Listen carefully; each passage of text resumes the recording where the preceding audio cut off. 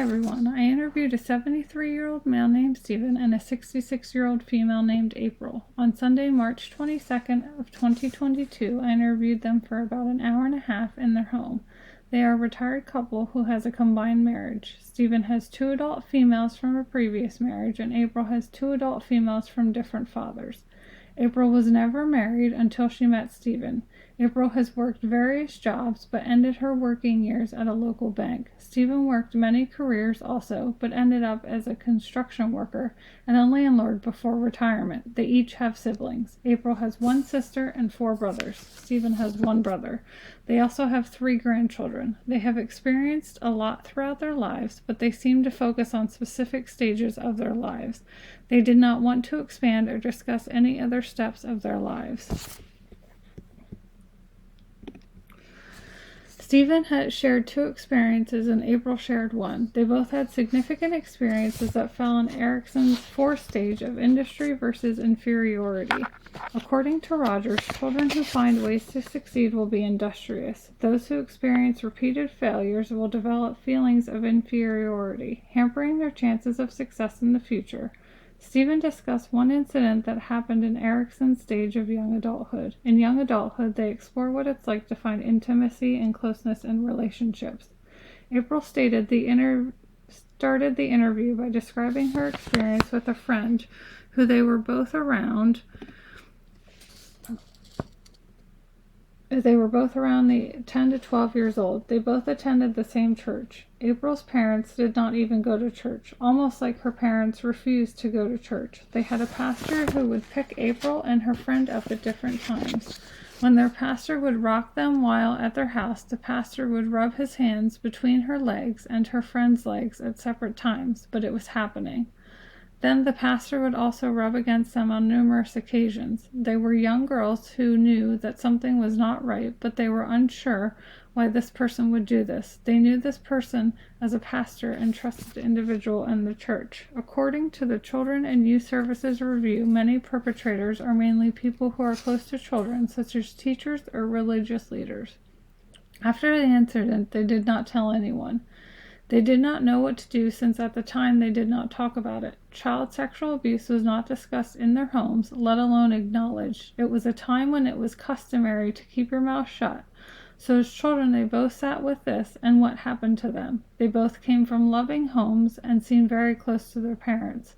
From my training with sexual abuse, I understand that children who experience this will live with this for the rest of their lives. This will affect their trust in people and their sense of security. Once April was done discussing her experience, Stephen disclosed his experience that he had around the same age range. Stephen also discussed how he went to Catholic school when he was in school. Stephen's experience was quite different. He remembered being outside with his brother in the backyard. They were shooting rifles at targets while his father and pregnant mother were inside the house. They were shooting. Stephen decided to check the target out to see where he had hit on the target during practice. While he was checking where his rifle hit on the target, his brother accidentally shot the gun he had in his hand at him. The bullet ended up hitting him in the foot. Stephen realized he was just shot in the foot. When this happened, boys were customary to go outside with rifles and shoot at targets. People would not think anything of it. He and his brother ran in to tell his parents about what happened.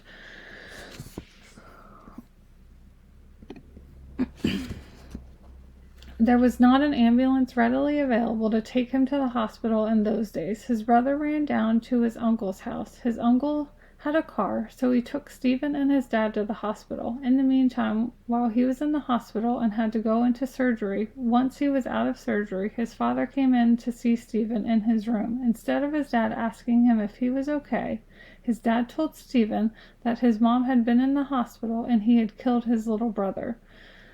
Stephen's mother, who had been pregnant, lost her baby. The loss of his little brother was what he was told due to the stress of his mother had been under because of Stephen getting shot in the foot. For a child who is 10 to 12 years old and hearing from your father that you are the reason your little brother was killed is hard to hear. His father was grieving and blamed Stephen for his sibling's death when the incident was not even his doing. In death studies, there is some discussion about school and home environments affect child's grieving. Stephen said he carried that guilt and blame with him throughout his life and still does. During the interview, he started to get emotional and tear up. This experience was also something he had not ever shared with his wife, April. She was not upset, more concerned. I thought she handled it well after hearing her husband disclose his experience and feelings towards the whole incident. April was very supportive of Stephen. He also said that this was not something you talked about, grief or the sense of guilt he had. He was expected to keep going in life and not talk about it. He said that every time he saw his mom, he remembered his father's words, you killed your baby brother. It was hard to hear him say that because I could only imagine a child his age carrying that burden of basically being told he killed his sibling. Stephen said that he was in Catholic school, and the school had nuns and priests. The nuns would hit you with a ruler on the tips of your fingertips. If your parents knew you got in trouble in school, you got it worse when you got home. Stephen remembered his dad using a belt, and it was much worse when he got home. There was not any talking back or disagreeing about getting in trouble. Stephen disclosed another event that happened to him as a young adult. Stephen was on a bus. Stephen went to seminary school and had to ride the bus back and forth as an 18-year-old. While riding on the bus, he was sitting in a seat by himself. They made a stop, and a sailor got on the bus. The sailor decided to sit by him since there was a seat available. When the sailor sat down beside him, the sailor rubbed his hand on his leg. He then sat by a different friend, identifying the sailor as queer. Stephen stated that he had never heard the word queer or knew what that meant. However, he knew it was not right at the time in his life, and how society looked at people who were expressing their sexual orientation differently. He said that at the same time, when he would go to parties, he would be very hypervigilant or worried that another male may touch him again.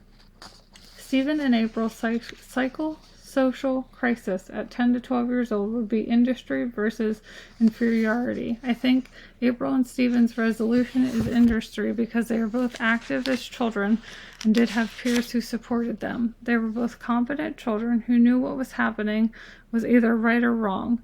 They may have felt some inferiority when the situation occurred, but they knew what was done to them was not right after it was said and done. Some biosocial factors that affected them throughout these stages were gender and education. The biosocial factor of gender and education affected them because April was a female when she was between the ages of 10 and 12 years old. At the same time in their lives, they did not say anything. However, at this point, women still had a primary role of not working outside the home. April did see her mom work outside the house, but her mom was one of the few women who did something like this. For April, despite seeing something like this, it was still time when women were to do as they were told. She also did not have any opinion as a child. She was sent out to play when the adults had conversations. For both Stephen and April, I believe in all their experiences, lack of education, sexual abuse, grief, and the LGBTQIA is a common factor. Any abuse that was taught or discussed during these times as children, as young adults, this again was a time when you did what you were told and did not question, talk back, or have an opinion, and did not discuss anything going on inside the family with anyone else. There was no education in the schools about sexual abuse, grief, and LGBTQIA discussions. If there was, it was limited. There was no information.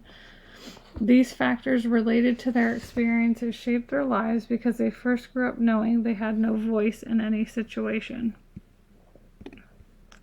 For Stephen, he did not directly face oppression like April did, being a female. However, the sailor who rubbed his leg was part of an oppressed population. In psychology of sexual orientation and gender diversity, the study concluded that adverse mental and sexual health outcomes result from minority stress related to gay, lesbian, and bisexual men.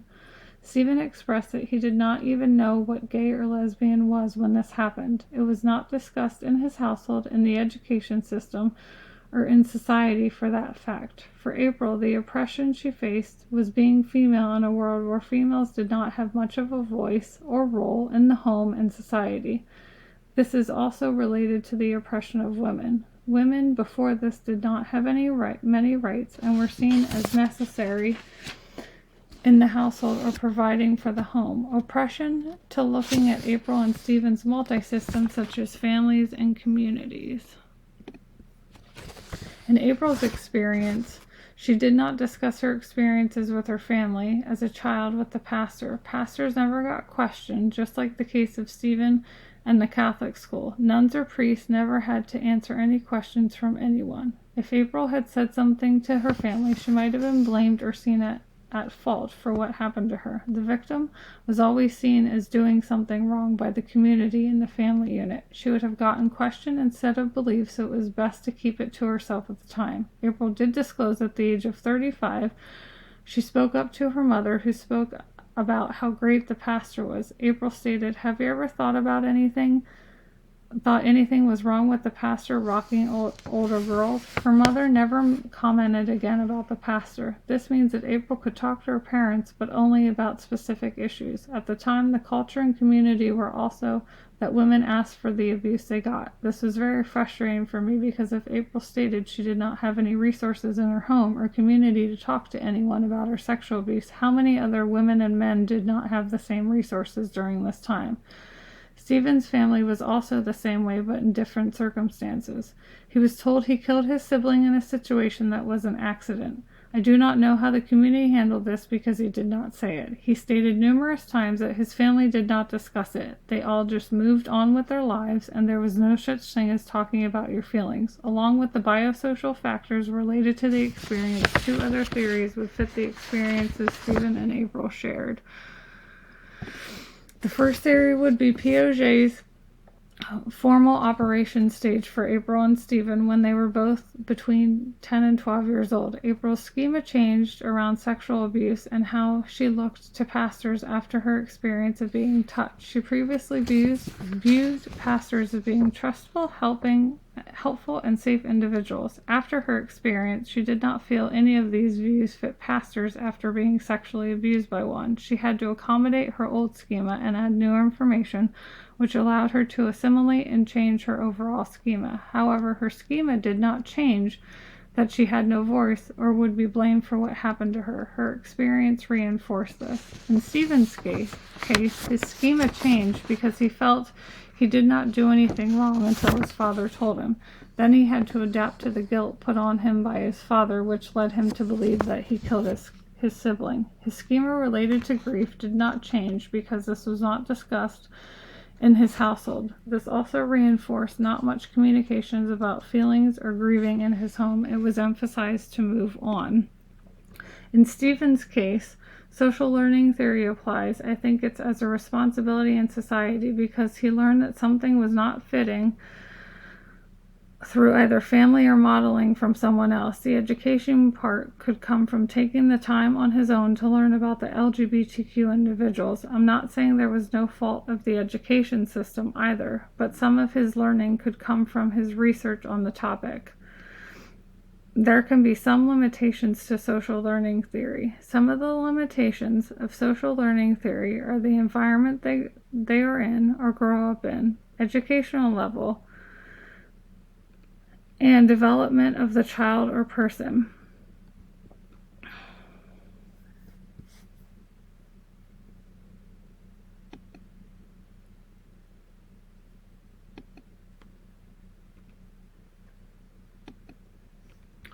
Thank you so much for taking the time to listen to my presentation to older adults.